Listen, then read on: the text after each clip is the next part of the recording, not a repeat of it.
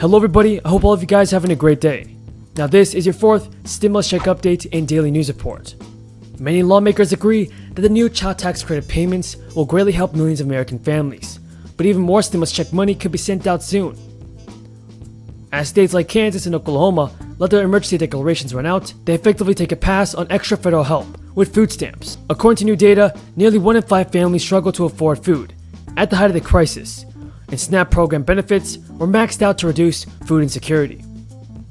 Everybody, if you're in support of a fourth stimulus check of at least $1,000 a month, then let's get this video to 1,000 likes.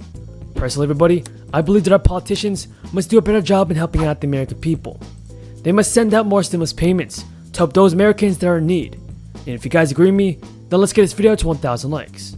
In the economy that we have seen for decades, especially in the last few years, where millions of people have lost some or all of their retirement savings that they had invested in Wall Street, Mr. President, over the last 75 years.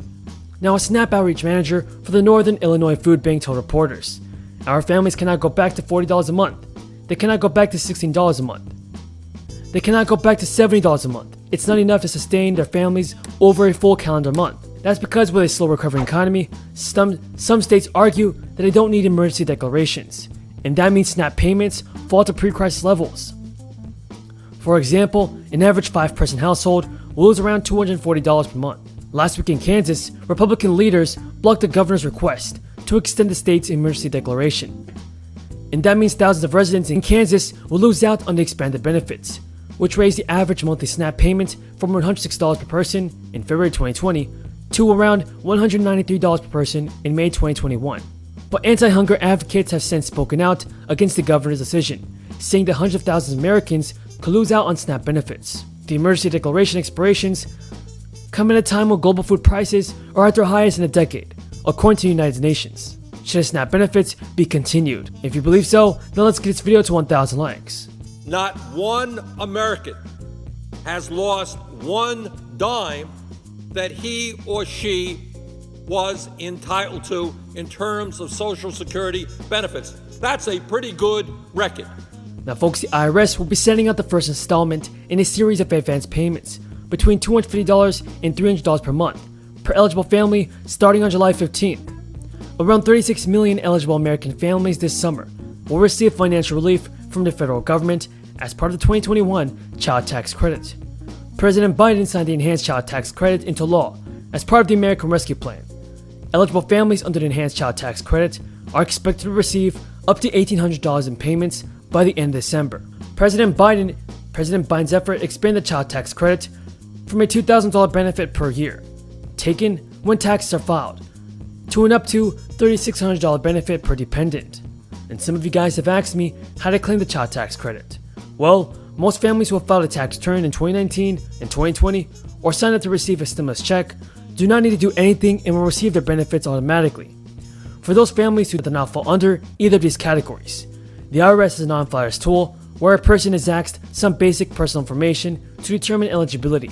After a person signs up using the tool, there is no further action required to receive the benefits.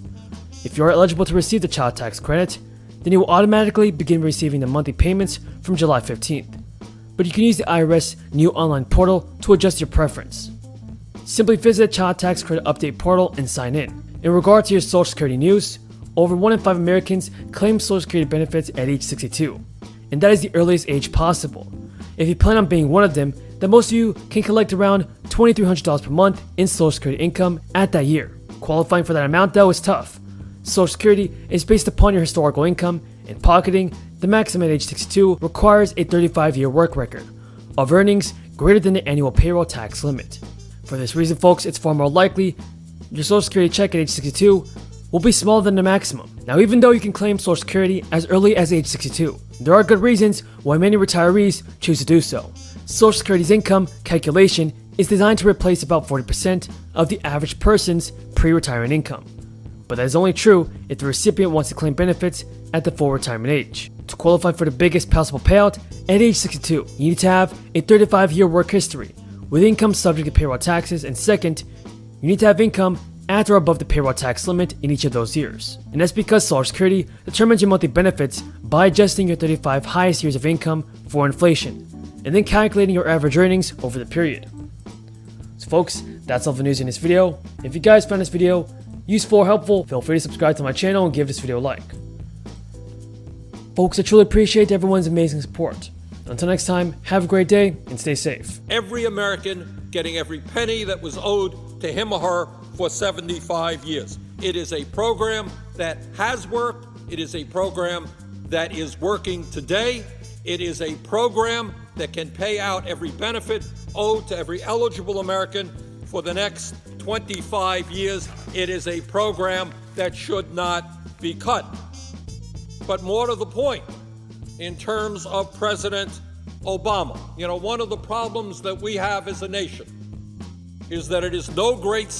LJ, on rising to this status now, it's a joy to behold. I know that in your family you have had a tradition of public service, and how proud your family must be. Yeah, this is the best day of my life. Isn't that lovely?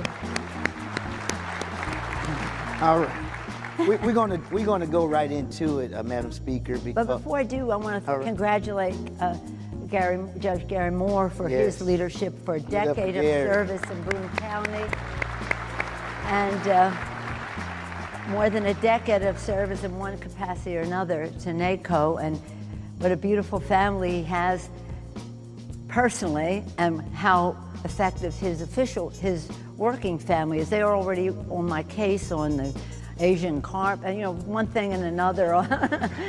They haven't stopped. But congratulations to Judge Moore for Yes, give him another great hand. President Moore. So it's President. I call you Mr. President. So how do we all get through this? With a lot of prayer. I'm a big believer in prayer. There was so much uncertainty in it all, but prayer, trust in each other, recognition of the role that everyone had to play, and that's why we called our legislation the HEROES Act. The HEROES Act, so we could reward those entities and those people who got us through it all, who made our life possible on a regular basis, but even more so at the time of the pandemic. And much of that work comes through our counties, whether it's our healthcare workers, whether it's education, transportation, whether it is issues that relate to just sanitation and the rest, some cities, but some in towns, some counties. So we recognize that while the states have their role to play, and we wanted to recognize that we could not do the job